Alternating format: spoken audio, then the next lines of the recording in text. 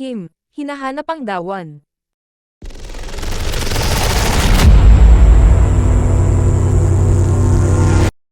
Mukhang nakaka-move on na si Kim Chu sa breakup nila ni Sian Lim dahil nagagawa na niyang magbiro about her love life.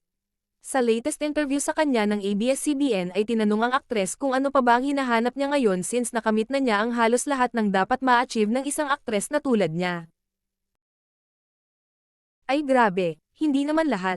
Ang kontra ni Kim. Pero say niya, hinahanap ko si Dawan, charot. Sabay tawa. Natatawa pa niyang say, hinahanap ko siya pero huwag muna sana ngayon. Busy ako. Soon daw ay mahahanap din naman niya siguro ang Dawan for her. Soon. Siguro, nagmimerienda pa siya, pagbibiro pa ni Chanita Princess. Pero hindi naman daw ito ang kanyang priority ngayon. Hindi pa naman.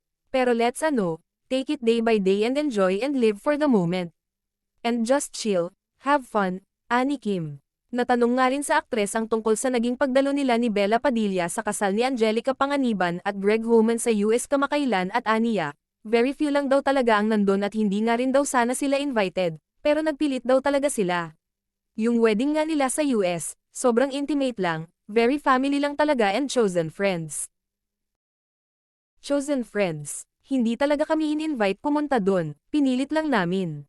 Sabi namin, hindi pwede namin mamis na ikakasal ka, magpapalit ka ng apelyido na wala kami dun. So, pumunta talaga kami dun, kwento ni Kim. Of course ay masayang masaya raw siya para sa kaibigang si Angelica na nahanap na nito ang forever. Sobrang as in magang-maga yung eyes namin ni Bella. Iyak talaga kami ng super kasi deserve niya talaga ang makahanap ng forever and that is Greg, say pa ni Chanita Princess.